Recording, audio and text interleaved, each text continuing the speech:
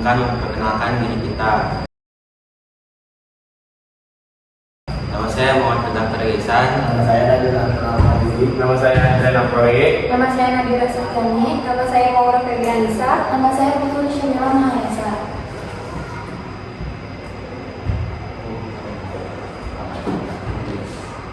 Baik, yang pertama saya akan menjelaskan tentang jaringan komputer.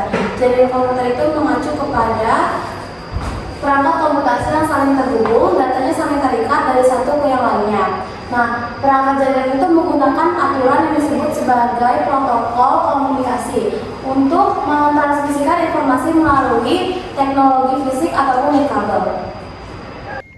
Jenis-jenis jaringan komputer yang pertama adalah LAN atau Local Area Network, yaitu jaringan area lokal yang menghubungkan perangkat komputer di area terbatas. LAN dapat digunakan di berbagai wilayah seperti rumah, kantor, sekolah, kampus, dan laboratorium. Yang kedua itu ada MAN atau Metropolitan Area Network yang merupakan jenis jaringan komputer yang menghubungkan jaringan komputer di suatu kota atau wilayah metropolitan. MAN memiliki ukuran yang lebih besar dari jaringan LAN, tetapi lebih kecil dari jaringan WAN. Selanjutnya itu ada WAN. WAN atau Wide Area Network adalah jaringan komputer yang menghubungkan jaringan antar wilayah, antar negara, atau bahkan antar benua. Terus yang terakhir itu ada Internet atau Interconnected Network. Itu jaringan komputer yang menghubungkan jaringan komputer dengan komputer lainnya dari berbagai wilayah. Hal ini memungkinkan pengguna komputer berbagi informasi atau berkomunikasi dengan pengguna lainnya.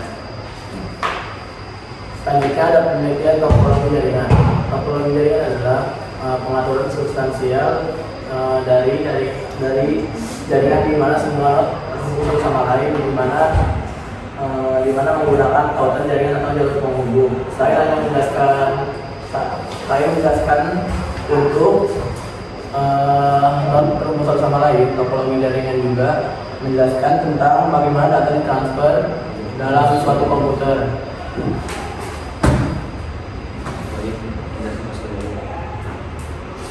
Selanjutnya ada jenis-jenis topologi jaringan. Yang pertama, topologi bus adalah topologi di mana setiap node terkoneksi melalui kabel utama atau bus atau backbone. Yang kedua, topologi star atau biasa disebut sebagai topologi bintang adalah di mana setiap node terkoneksi melalui konektor pusat tengah. Yang ketiga, topologi ring adalah topologi dengan hubungan terjadi antara satu node dengan node tetangganya melalui konfigurasi lingkaran atau cincin. Selanjutnya masih ada jenis-jenis topologi jaringan. Yang pertama itu topologi grid adalah topologi yang membentuk hubungan seperti cabang pada pohon.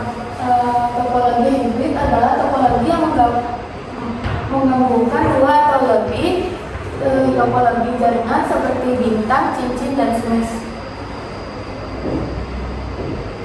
Yang selanjutnya ada oscillator.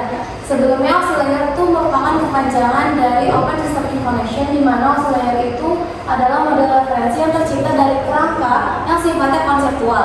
Nah, tujuannya dibuat oscillator ini adalah sebagai rujukan kepada vendor ataupun developer yang ingin produk atau perangkat lunaknya agar bersifat bekerjasama dengan sistem yang tanpa aksi.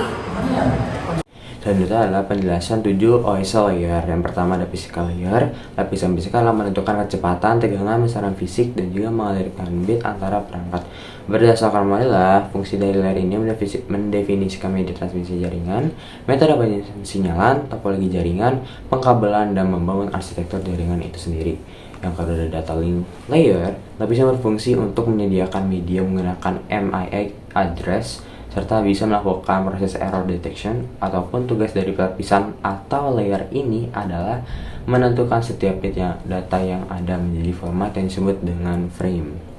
Nah, lalu yang ketiga dan network layer, lapisan jaringan yang memiliki fungsi dan tugas membuat header untuk paket dengan berisi informasi TP, baik TP pengirim maupun TP tujuan data. Lanjut, ada penjelasan tentang layer.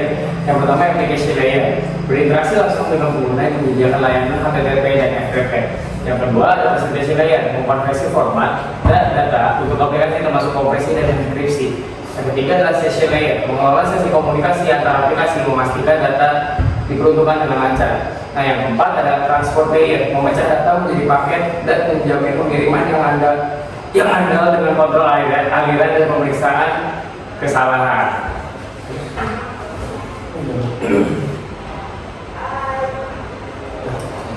Sekian dari presentasi kita. Assalamualaikum Warahmatullahi wabarakatuh.